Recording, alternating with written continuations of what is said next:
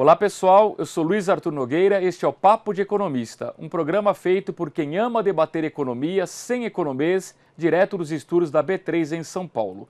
Conosco nesta semana, Hélio Beltrão, presidente do Instituto Mises. Hélio, no segundo bloco hoje, vamos falar sobre algumas incertezas. Primeiro, como é que você está vendo a questão da intervenção federal no Rio de Janeiro? É algo que vai ser permanente? O próximo governo deve rever? Qual que é a sua visão sobre isso? Eu não tenho ideia.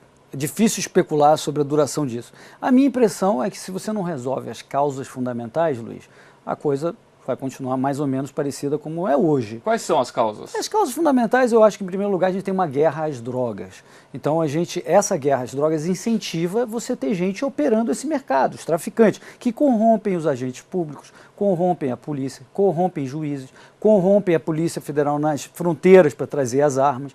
Então, enquanto você tiver uma política também, por exemplo, desarmamento, que o cidadão não consegue se desenvolver. Essas são o que eu chamaria causas fundamentais do problema da violência do Rio. Eu acho que a gente tem que buscar soluções que lidem com essas causas. Não é trocando uma pessoa ou outra, botando um general para cuidar um tempo que vai resolver esse problema.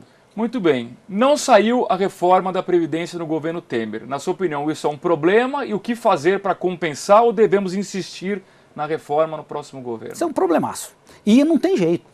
Luiz, tem que insistir, vai ter que passar. Qualquer presidente ou outra legislatura vai saber que isso aí é fundamental. As contas públicas dependem disso.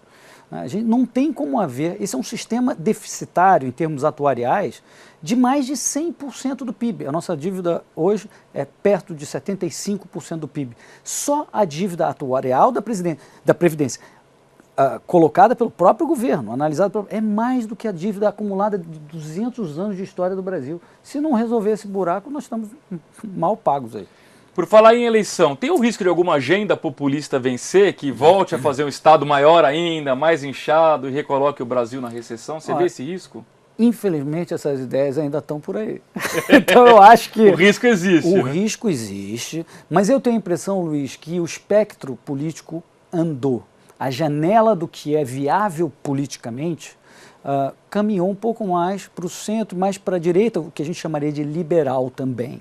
Então eu vejo com pouco risco, porque eu acredito que o brasileiro hoje está buscando algo que seja o inverso do que o governo Dilma fez.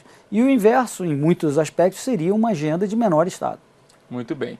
Por fim, quando você olha o mundo, algo lhe preocupa que possa afetar não só o mundo, mas em particular o Brasil?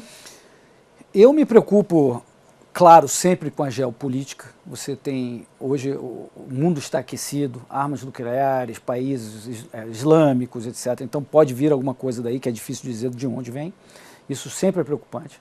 A outra coisa, eu acho que um cenário americano de juros crescentes, tendo reduzido a injeção monetária que vinha acontecendo agressivamente desde 2008, isso aí tende, como Warren Buffett diz, é quando a maré baixa que você vê quem está nadando pelado.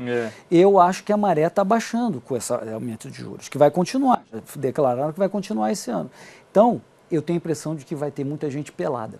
E no momento que você vê gente pelada no mercado, isso dá medo e susto. Você tem retração quanto a ativos de risco e o primeirinho que morre nessa história é o emergente. É o emergente, o Brasil, periférico. No caso. A gente sofre nesse cenário. Eu acho que é um risco. Agora, o Trump tem tomado medidas que podem superaquecer a economia americana. Aí não aumenta mais o risco de elevar juros lá?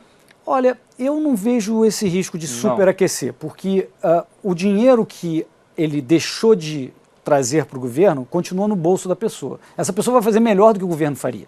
Então é o mesmo dinheiro, não tem mais um dinheiro criado. Não é uma injeção extra. Não é uma injeção como o Banco Central costuma fazer. Não está havendo essa injeção mais no Banco Central. É o mesmo dinheiro e o dinheiro está sendo melhor gasto. Então isso significa que a economia deve ir bem, mas sem superaquecer. Muito bem. Hélio Beltrão, presidente do Instituto Mises, conosco nesta semana no Papo de Economista. Ele volta amanhã com o quadro Cara ou Coroa. A você um grande abraço e até lá.